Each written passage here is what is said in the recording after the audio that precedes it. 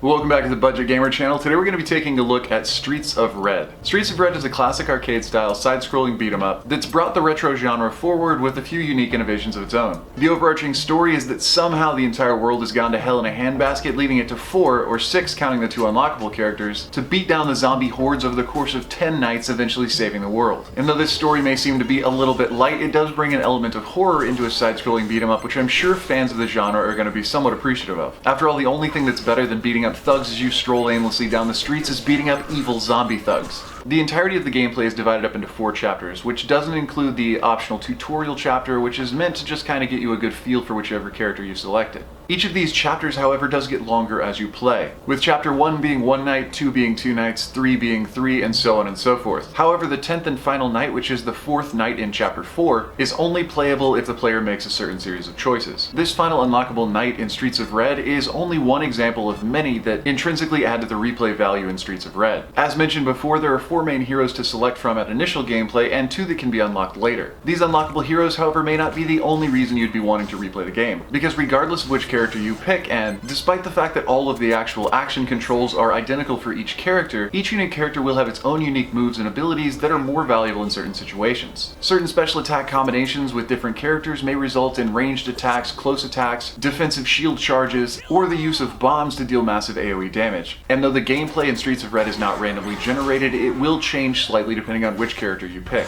Initially, I played through the game with the character having the sword and shield because I felt like that might be more my style. But after quickly being defeated and having my entire game file deleted due to the roguelike elements of Streets of Red, I quickly found that the ninja assassin style character was way more to my liking. And like I said earlier, though the attack and special attack buttons are all the exact same combinations, they are completely different as far as their actual execution. So finding a character that fits your playstyle will be a huge benefit. Gameplay in Streets of Red is exactly what you would expect from a pixelated classic arcade style side-scrolling beat-em-up. But the developers definitely took their time in throwing in a few Easter eggs and a few pop culture references to not only the dialogue, but the way some of the scenes are set up, and even some of the articles the bosses might be wielding. As far as boss fights are concerned, there will be a slight mini-boss type stage at the end of each night, with a major boss fight at the end of each chapter. These boss fights, likewise true to the original arcade style, telegraph their moves very well, so if you can pick up on those subtle cues, you can probably beat them without taking much damage. Though if you are prone to sponging up the damage, mastering your special techniques is going to be able to save you in a lot of fights.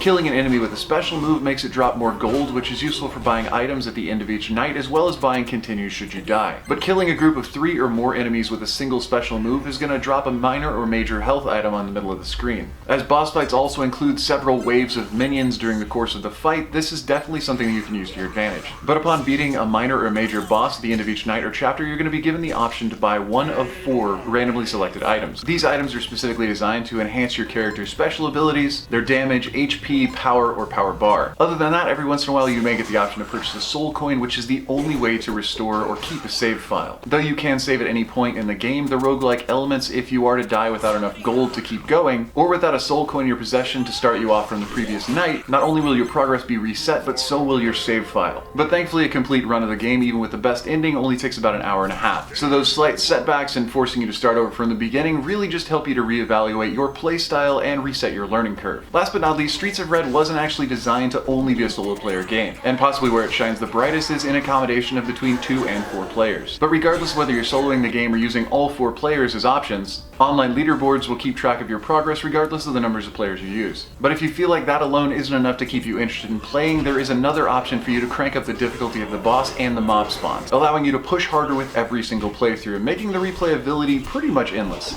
Overall, I'd have to say that Streets of Red is an incredibly well done side-scrolling beat-em-up. As far as pixel art arcade-style games go, this one is more than worth the money. With the amount of effort that was put into multiplayer, online leaderboards, cranking up difficulty, and unlockable achievements, I really couldn't believe that you could get so much game for the price, especially now that it's on sale for nearly 50% off. So if you're even remotely interested in beat-em-ups, horror-style games, pixelated side-scrollers, I would definitely recommend you check this one out, especially before that sale ends. Well, that about wraps up the review of Streets of Red on the Switch eShop. So if you liked the review or found it helpful, feel free to throw me a comment or a like to show your support, and don't forget to click that little bell icon when you subscribe to stay updated with the latest content. There are new and unique indies coming out almost every day, so there's always going to be something new to find right here. But anyway, this has been Budget Gamer, so as always, thanks for watching.